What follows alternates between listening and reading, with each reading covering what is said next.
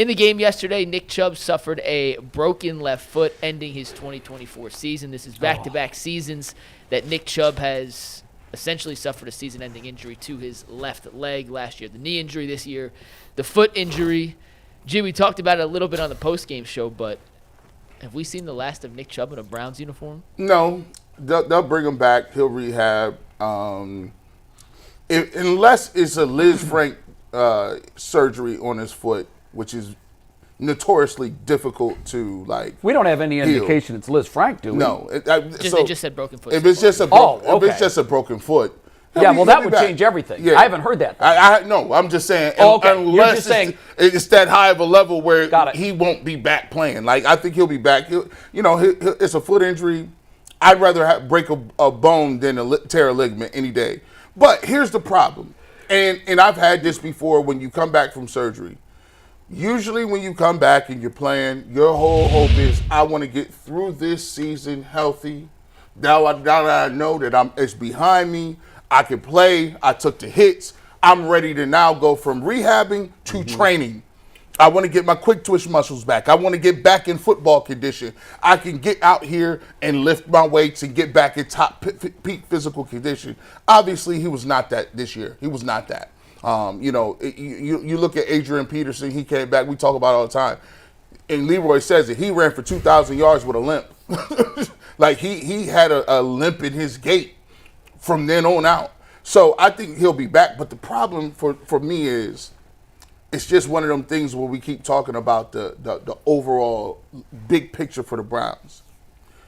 Some of us thought that we would get Nick Chubb back and then we would just go right back to 2020.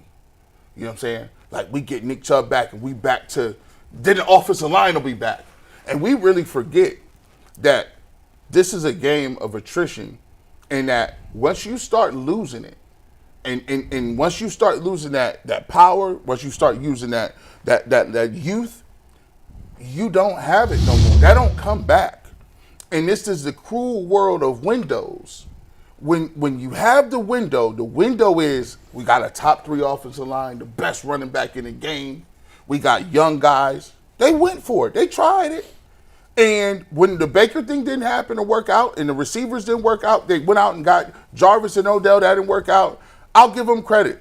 They tried to salvage it by retooling on the run. They said, okay, that didn't work out. We still got Nick Chubb. We still got the offensive line. We still got Myles Garrett, some of these young guys. Let's get Deshaun Watson. Let's figure out, let's bring this guy in here, Amari Cooper. They tried it. But the reality is, when that window, sometimes your window closed and you don't even know it. That window for the running game, that was done. We haven't seen those guys for 3 years. And it just shows that now, Nick Chubb will come back next year, but I don't think as a Browns fan or the Browns organization, you can't count on him being Nick Chubb and bail you out. You now have to go figure out, you got to retool the offensive line, you got to figure out the scheme works, and you even have to start looking at running backs. Yeah, listen, I'd bring Nick Chubb back because nobody's going to pay him anything. You can pay him essentially nothing. Bring him back. He has no value in the free agent market whatsoever.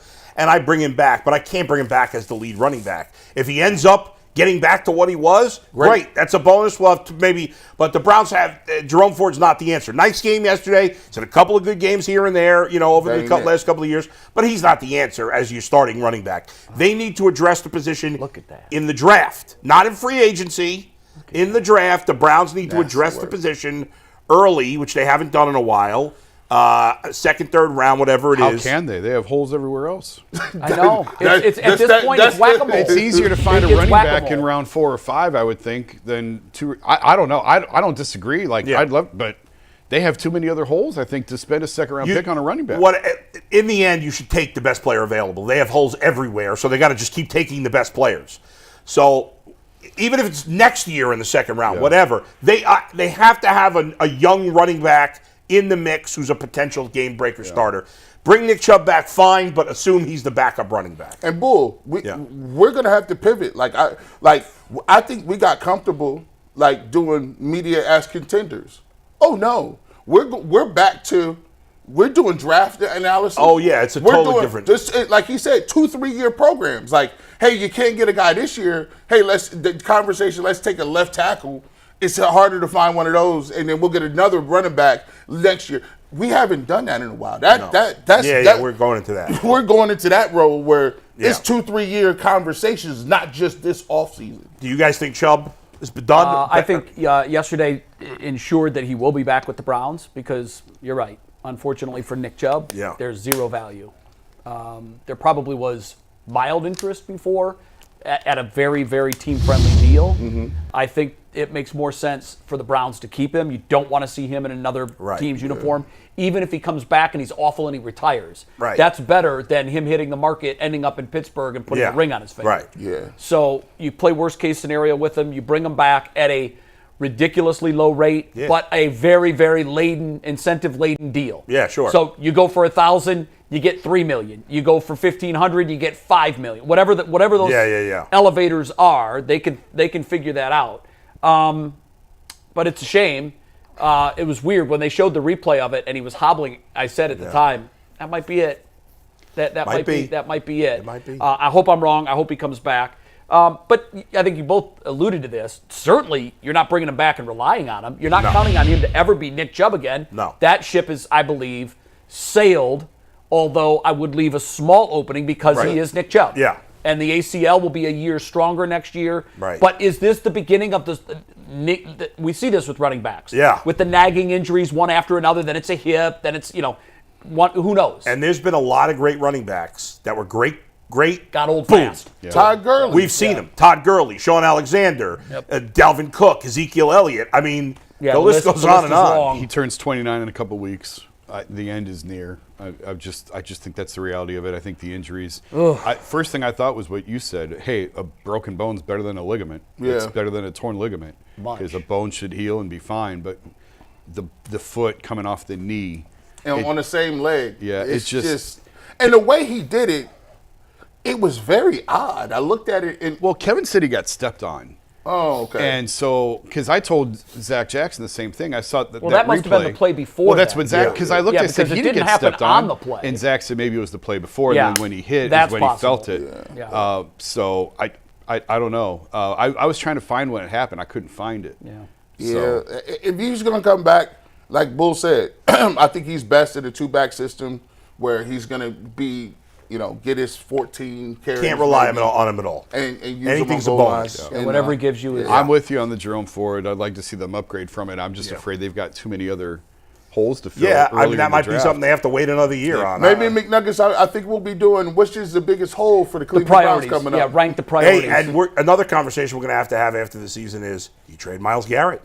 Yeah. Do you trade Jerry Jeudy, who looks like a steal at the moment at his price that we thought was bad? You know what? It sounds like it's gut-wrenching, but here's the fact of it is you don't have the capital to rebuild. Your salary cap strapped. Yep. You're just now getting your assets back. Remember, we're without a first-round draft pick in the last 3 years on this team. Right, yeah. And that hole is going to just move on. It's really 5 because the 2 first-round picks before that, Greg Newsome, you're right. And Jedrick Wills are going to be gone. Yeah, you're right. Wills is gone now, and Newsome will probably be gone after next year. And you can't build you talk about a 6-month fix or an 18-month fix. My fear on this is that we just got to the bottom of the losing cycle, and we're going to stay there for a long time because we don't have the proper pieces to get out of it unless you start looking to deal the pieces that you do have. Right. They're probably screwed until they're out of the Watson money. They got 2 more years of that. The third year, there's still a cap hit, but it's not crazy by the third year. But we'll talk about that.